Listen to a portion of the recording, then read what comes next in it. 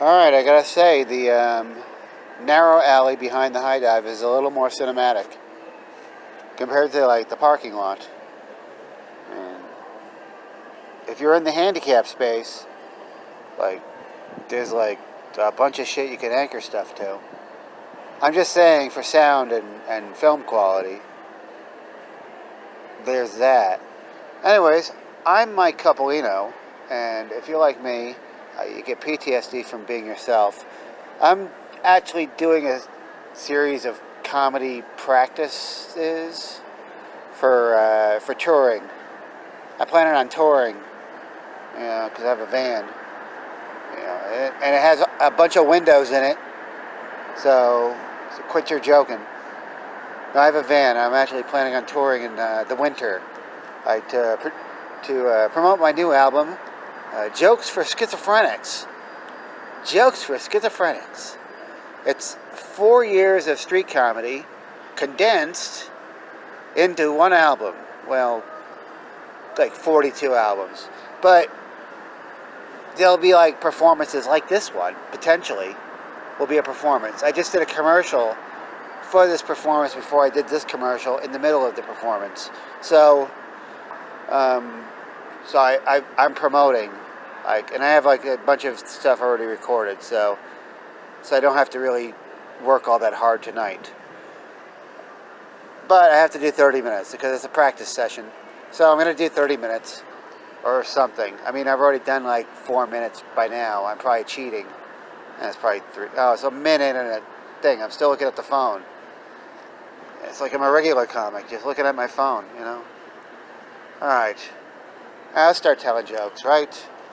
I don't know how good the recording is going to be because I'm going to put it in a pocket, like next to the speaker, which is not even on. Oh. Alright. Bluetooth mode. Hello, this is Mike Coppolino.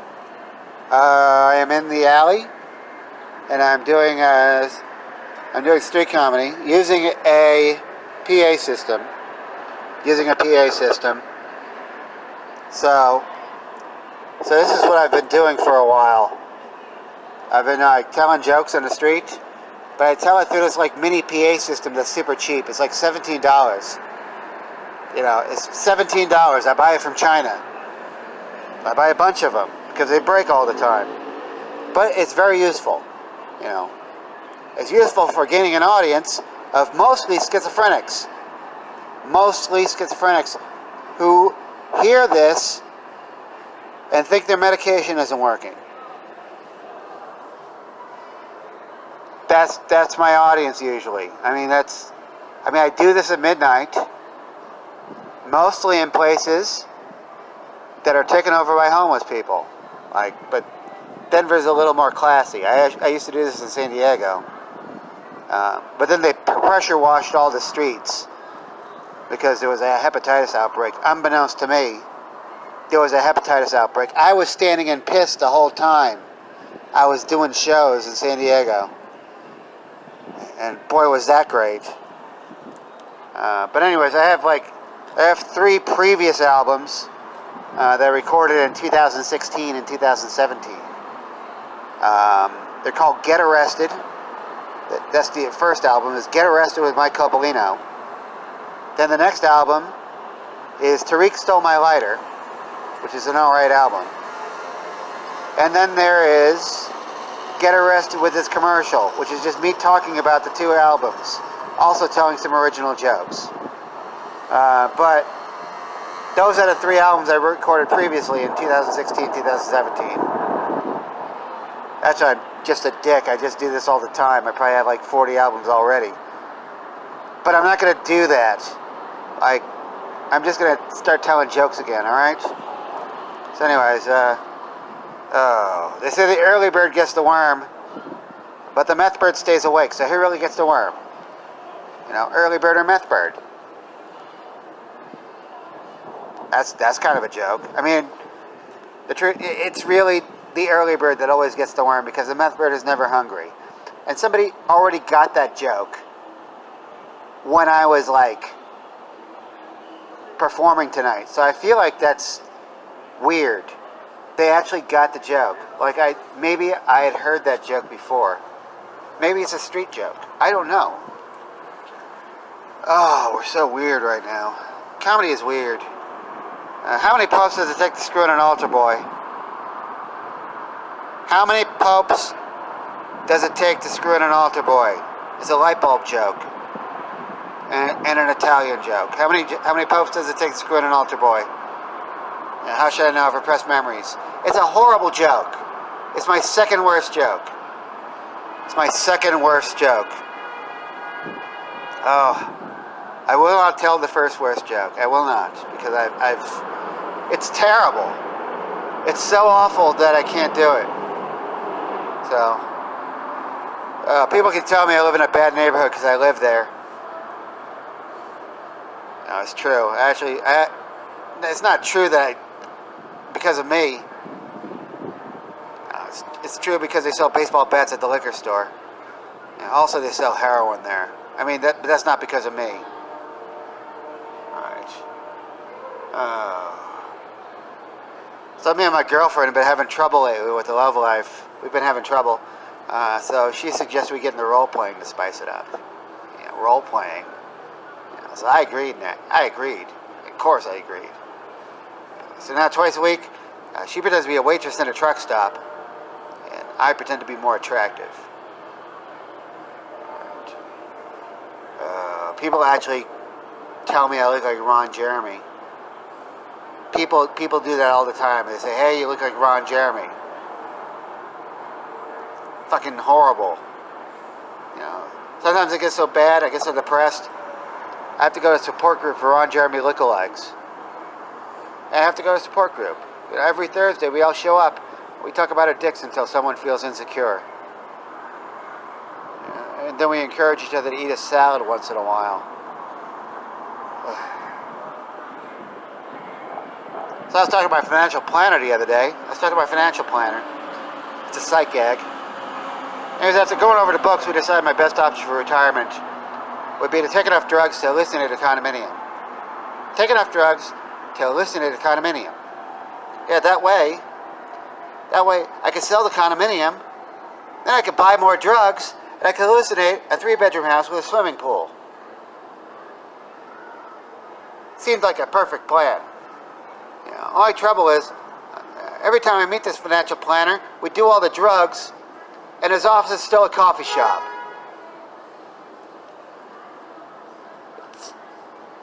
It's illogical. I mean, this plan should be working. I had to confront him. I said, "Hey, why are we doing this plan? We're businessmen. Why don't we just take enough drugs to hallucinate more drugs? I mean, we just eliminate the middleman that way." And he said we shouldn't do that. But I did it anyways, and now I live in Greeley. Alright, that's also a tweaker joke. It's about meth. I have 2 jokes about meth. I have a lot of jokes about meth. What did tweaker Jesus say to his disciples at the Last Supper? What did tweaker Jesus say to his disciples at the Last Supper? He said, "This is my meth. This is my bicycle. Take this and help me look for it." Thank you. I actually knew a tweaker Jesus. I did. He was a tweaker, but he always tried to save everybody. He was a tweaker that tried to save everybody. Like, he would just save people from the hell. Mostly because he had a bunch of holograms all over his legs. He had they were clinging to him all the time. He's trying to save himself from hell. So he kept telling people to save themselves. Anyways, tweaker Jesus was being really extra obnoxious, super obnoxious, like telling us that Jesus is the only true path to salvation, the only true love. I had to tell him, hey man, you got to get down off these white crosses. But he had none of it. He could have had none of this. He didn't follow that plan. He didn't even understand the concept of getting down off your white cross. Finally, I just decided, hey, there was a car in the parking lot. It was an abandoned car in a coffee shop where a tweaker lived, and And I knew the guy that owned the car, and he was a cocaine dealer, and he was trying to get into real estate, and he sucked. He sucked as a human being.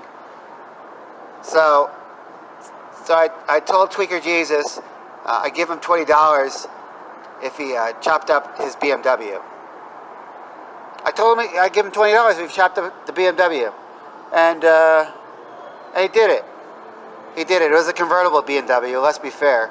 But he chopped up a BMW with a screwdriver. Tweaker Jesus chopped up a BMW with a screwdriver. It only took him 4 hours. Completely took it apart. And when he was finished, he packed it into 12 shopping carts. All in 4 hours. You know, everyone thought it was a Tweaker Jesus miracle. I just thought it was like what everyone else in the world does for work. Alright. So I have the coolest job in the world. I do. I have the coolest job in the world. I train drug-sniffing dogs for a living. Yeah, I'm the bait. I'm the bait. You know. Because I have extra drugs, and, you know, dogs are cool with drugs. Dogs like drugs. That's how they get to be drug-sniffing dogs, you know. But they do me favors, you know. Whenever I'm around people, they look at people's shoes to let me know who the cops are.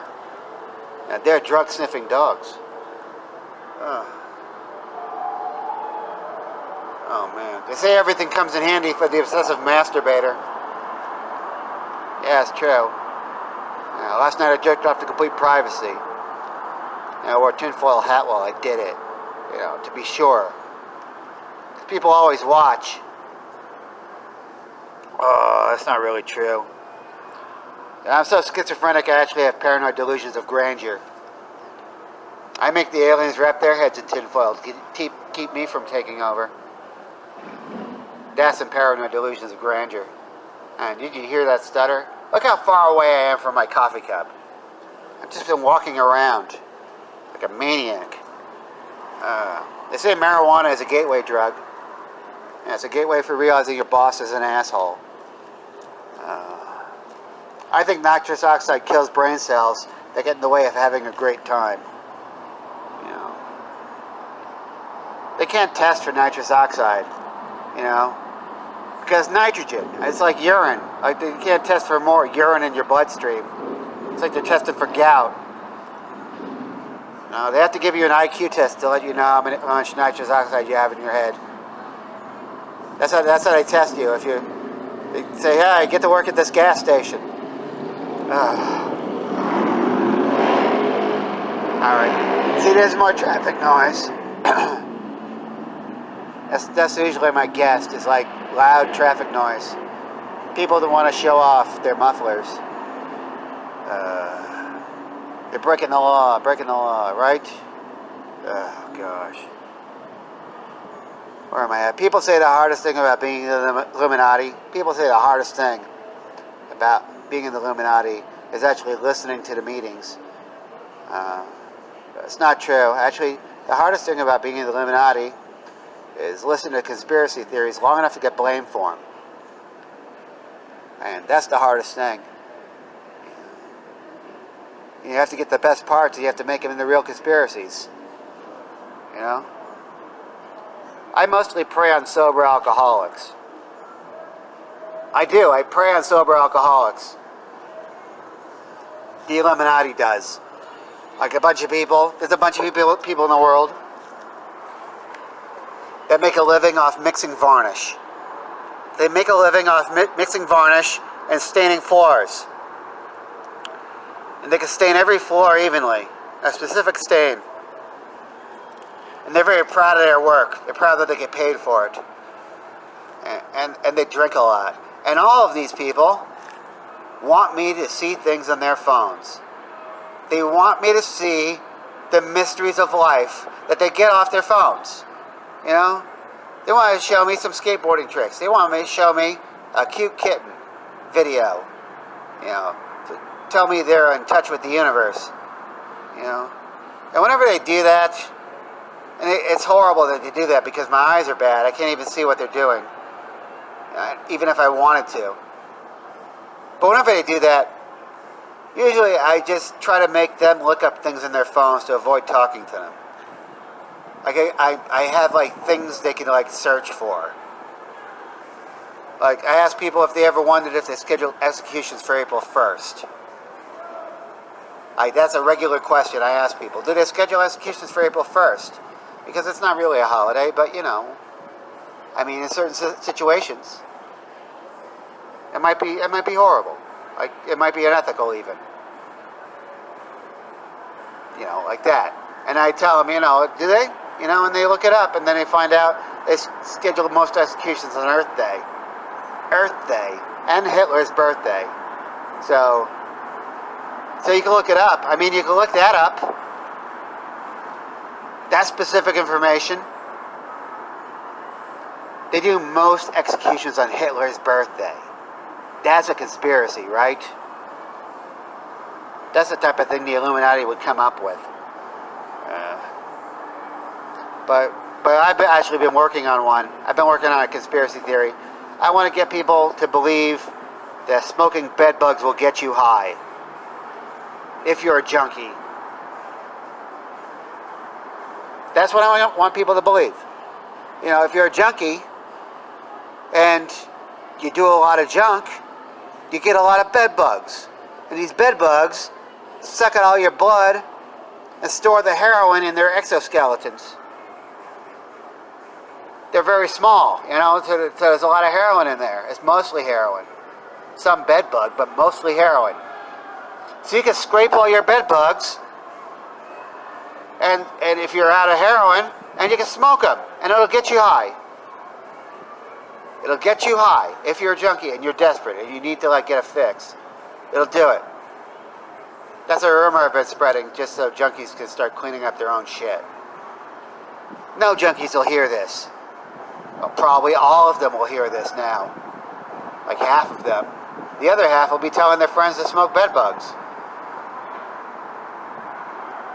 Got to get on the ground game, you know? Oh, gosh.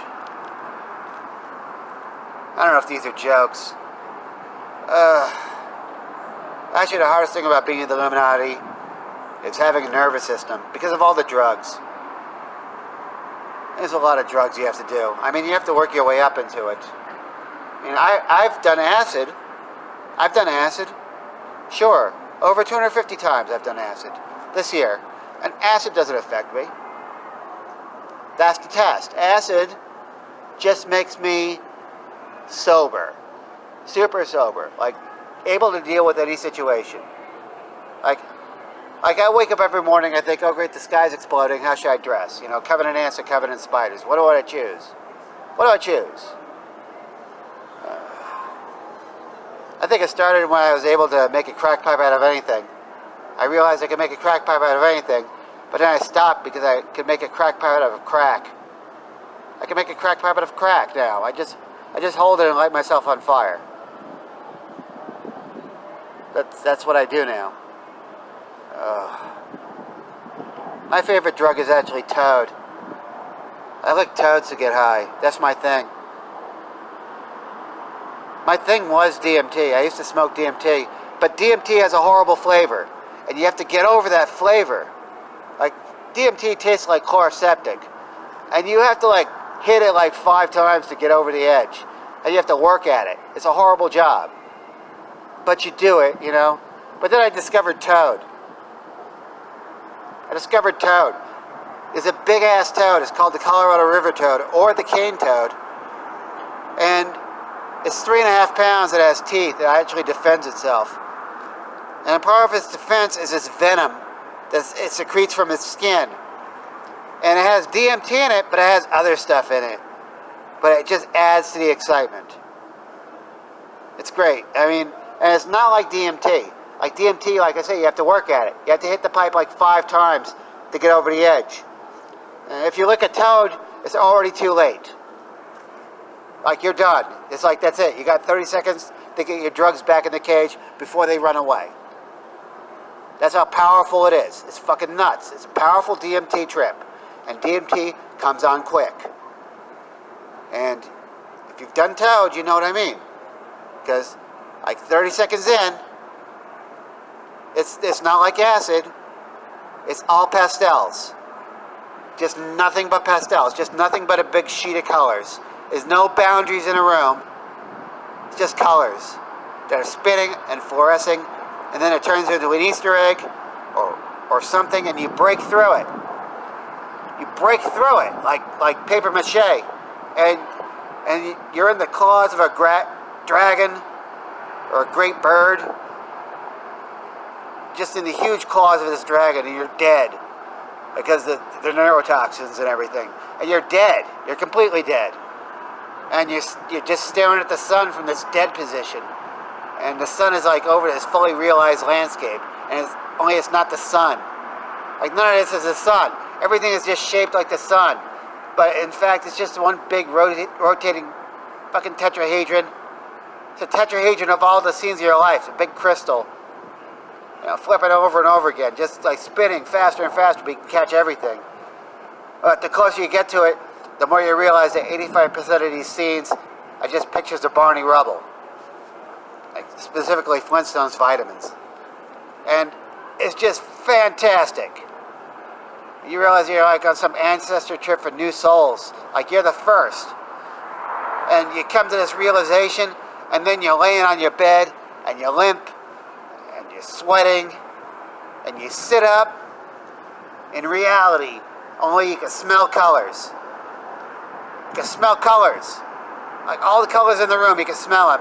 But colors smell like gummy bears, if gummy bears were made out of ammonia and copper. And you go, oh my God, this is fucking great. Let me do some more Toad. It's been permanent damage. I might as well do it anyways. So you keep doing Toad. It's a great drug. It's a great drug, but not because of all that trippy shit. What makes Toad a great drug? It's the only drug I know that can have sex and make more drugs. It can have sex and make more drugs, and you never have to visit a dealer ever again, unless you consider like the Toad a dealer. I mean, the Toad could be a dealer. It's a sentient being. It's trying to protect itself. But what's the worst it can do? It could bite you or shit on your face. That's why you don't lick the front. You're not some shaman. You lick the back of the toad. You're a recreational toad licker. You do it right. They get scared. They shit all over you if you're not careful. Anyways, that's a joke. I don't actually do Toad. It's not that it's too expensive or anything. I mean, yeah. The nice thing about Toad, though, is like it's a live drug. So you never get poisoned with fentanyl.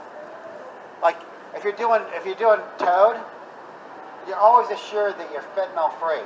You're not gonna just die suddenly of fentanyl poisoning, unless you look at a dead toad. Like you just drizzle a toad with fentanyl and it dies. Then you look at Toad and you die of fentanyl poisoning. That would be a first. That would be great, wouldn't it? What sort of news would that make? I saw a news story. A few years ago. A news story about Alabama. It was about Alabama. And there was this man in Alabama, and he wandered into a stream, and he caught a trout with his bare hands, and he swallowed it. He swallowed a live trout. And he made the news because he died of it. He choked to death on a live trout. Just goes to show you, not all people are pelicans. Thank you. Durex just came out with a condom that enhances male sensitivity. Finally, right?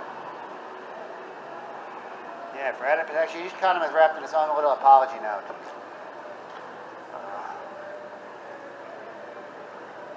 So I've been taking pills for anxiety. I have. So far, it's been terrifying. Thank you. I'm not a professional comic because I do street comedy. However, I am an artist. So I do know a guy with a set of ivory butt plugs. I know a guy with a set of ivory butt plugs. Like, why would I make that up? It's the truth. But it's ethical, Ivory. It's ethical. Like the butt plugs are over 150 years old, so they're grandfathered in. How's this? I mentioned the other day. Boy, was that shit predictable. Last week I entered a stuffed deprecation contest. I didn't win it. I came in first place. Can you imagine that?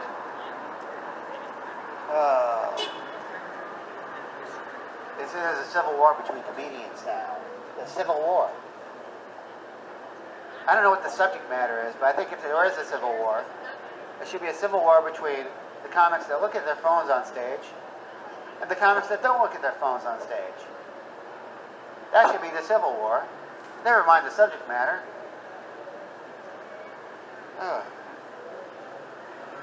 Probably looking at their phones, and then they go back to their seats and they tell everyone how shitty you are. I bet they do that on their phones. Look at this guy. Look how shitty he is. What else am I going to talk about?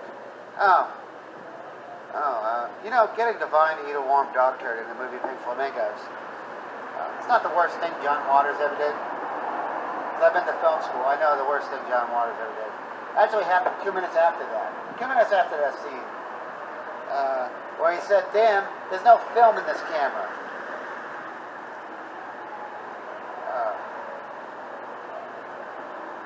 Oh my gosh, what am I going to do now? I was in an adult bookstore, because why else would I exist? Anyways, I walked into this adult bookstore, and there was a huge stack of dildos in front of me, like 6 feet high. And I couldn't help but look at it. I had to look at it. It was right there. It was like on an end cap. It was actually an adult superstore, not just a bookstore, a superstore. And I was just attracted to it. Like bees to honey.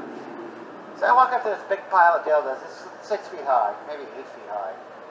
And they're all stacked like, Barbie and Ken dolls. So you got a little window on it so you can see the dildo inside. And they had 3 types of dildos in this stack. This stack of dildos, this huge stack of dildos. They had the black dildos, they're very noticeable. They had the brown dildos, also very noticeable. And they had the natural dildos. They had the natural dildos in this big stack of dildos. Black and brown and natural dildos. And I noticed that, what these dildos are natural. Does that make these black and brown dildos unnatural dildos? Just by implication. What is there? Just a big stack of racist dildos in front of me? A big stack of racist dildos.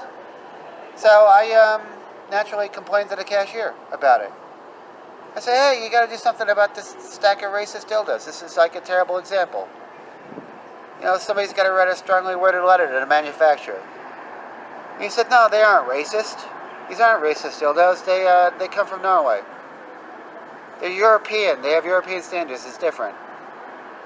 I don't think Al Sharpton will believe that. I think there'll be a picket line. I think there could be a picket line in the future. It could ruin business. He said, "No, it's not going to ruin business. Nobody's going to believe any of this. Nobody even cares. Everyone's too embarrassed." I said, "You got to do something, Why don't you just put all the uncircumcised dildos in the natural dildo boxes? Put all the uncircumcised dildos in them, That'll fix all these problems." He said, "Yeah, we tried that, but people kept bringing them back because they're impossible to clean."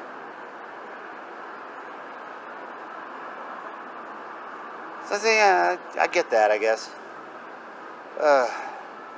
Anyways, I left. I left the adult bookstore. I finished. I didn't actually do any of that stuff. I didn't do any work. I'm not a social justice warrior or anything. But when I did come back, like weeks later, I noticed that the stack of dildos was still there, but they had black, brown, and regular dildos now. They were regular instead of like natural. But they were still the same size. So that's the end of that joke. Oh, man. It's tough. It's tough doing stand-up comedy. Like, I could take breaks. I guess I could take a break now. I could smoke weed. I could drink a cup of coffee. I could do whatever I want. I mean, that's at this point. I'll tell one more joke. One more joke and get out of here. Alright. Hey, how are you? Alright. So, I'm a strange dude, obviously. And I have a neighborhood bar. And I go to my neighborhood bar because they serve breakfast there. It's a bar that serves breakfast. And I go in there and I drink and I eat breakfast. Usually like 9 in the morning. It's great. I just pretend I'm at work. But I was sitting there in the bar. It was like 10:30. You know, it's like a Saturday. And they have a front window. They have a front window in the bar. And this guy is strolling past the bar and he sees me at the bar. And he gets super excited. Like, he's super excited. Oh my God, I can't believe it. And he runs into the bar and he comes up to me and he just shakes my hand. He just is so excited. He just shakes my hand and says, "Hey man, I saw you last night. You were peeing in a police car. It was like the most amazing thing ever. I saw you peeing in a police car. You were peeing through the window all over the guns. I saw it. It was during a riot last night. It was amazing. I can't believe you're not in jail. I'm so impressed by you. I just want to come here and shake your hand." And I looked at the guy. I said, I'm flattered, but you got the wrong guy. You got the wrong guy. It wasn't me. I didn't do that. I didn't pee in a police car. Not like that. And he said, "Yeah, right. I don't believe you." And they left the bar just pissed off. He just left the bar thinking I was the guy that had been peeing in a police car last night, and I was just snubbing him, or just being slick. It's fucking crazy, the shit that happens to me. You know what that means, though? It means somebody's walking around right now that's way cooler than I am, and I can do nothing about it. They look exactly like me. I just wait for my credit to get shittier. That's all I do. It's probably another Ron Jeremy or something. One of the crew that doesn't go to meetings. That's on my bucket list, to pee in a police car. Let's be honest. You probably have a bucket list like that. You want to pee in a police car, but you don't want to get caught. You know, I'll pee in a police car when I get caught. You know, I'll just pretend I'm drunk and pee through my clothing. That's what I'll do. That'll be on my bucket list. That's on my bucket list. So let's not make it official or anything. I'm not going to pee in a police car anytime soon. I'll wait till I'm senile.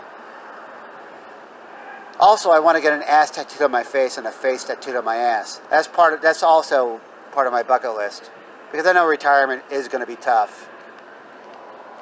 And I want to be well cared for, you know? But I want to work at it. I want to do my part. I want to get an ass tattooed on my face and a face tattooed on my ass. And I want to be in a pit, and I want to like walk around naked on my hands and my knees, and eat raw chicken for 15 minutes, and do pit things. Do horrible pit things. And then climb out of the pit and go to my trailer and do a bunch of office work. Just catch up on office work. Like all the office work I've been missing out on. Like the stuff I could have been making money on. Yeah, I'll do that for the rest of my life. Also, I want to make a satanic movie that gets 0% on Rotten Tomatoes. I want to do that. A satanic movie that gets 0% on Rotten Tomatoes. I want to make one of those. You know. Because they're easy. That's an easy way to break in, you know. You just got to hire a bunch of contortionists and make them smile. You've done a Satanist movie that gets 0% on Rotten Tomatoes. That's all you have to do, an Exorcist movie. You know. But Hollywood buys all this stuff all the time, so why not? Why shouldn't I sell something to Hollywood? Right? Well, I did it. I sold something to Hollywood. I sold a treatment.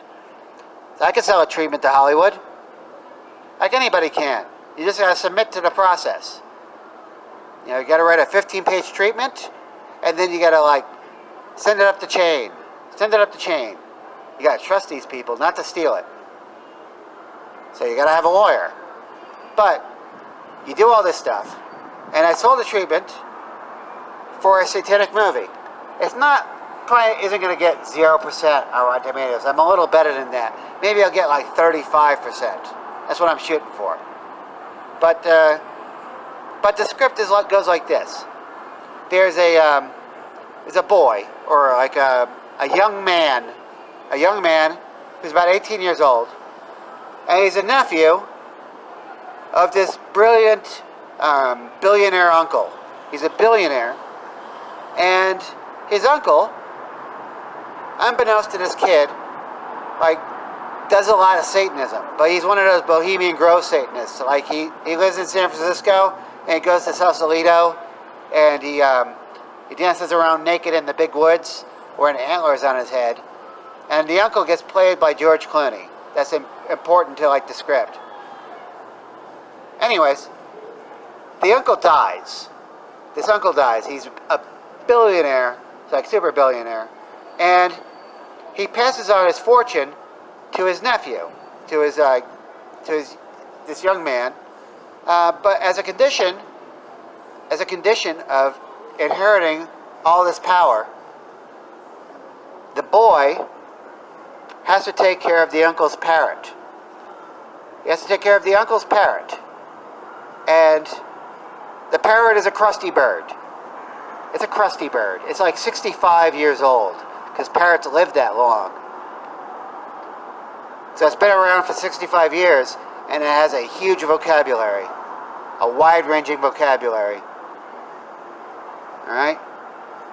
Anyways, the boy has to take care of this parrot to inherit this billions of dollars. But unbeknownst to the boy and everybody else, the boy has latent schizophrenia that is turning full bloom. It's going full bloom. He's like at the right age for schizophrenia to hit. But he doesn't know it. So he just takes care of this parrot, and he starts thinking the parrot is talking to him. So the parrot starts talking to him. Like, it has a huge vocabulary. And it starts telling him to do devil shit. Like devil shit. Like horrible devil shit. But it gives him stock tips. The parrot gives him stock tips. And all the stock tips work. Like a charm. Like it's just, everything just falls into place. Like for 2 hours a day, this parrot just rattles off stocks. And the boy just makes billions of dollars more. Like billions more. But he has to like kill people too. Now he has to kill people. Because it's all justified and everything. It's like a prophecy. Like the parrot is like a familiar of the devil. You know, it's satanic. It looks satanic and everything.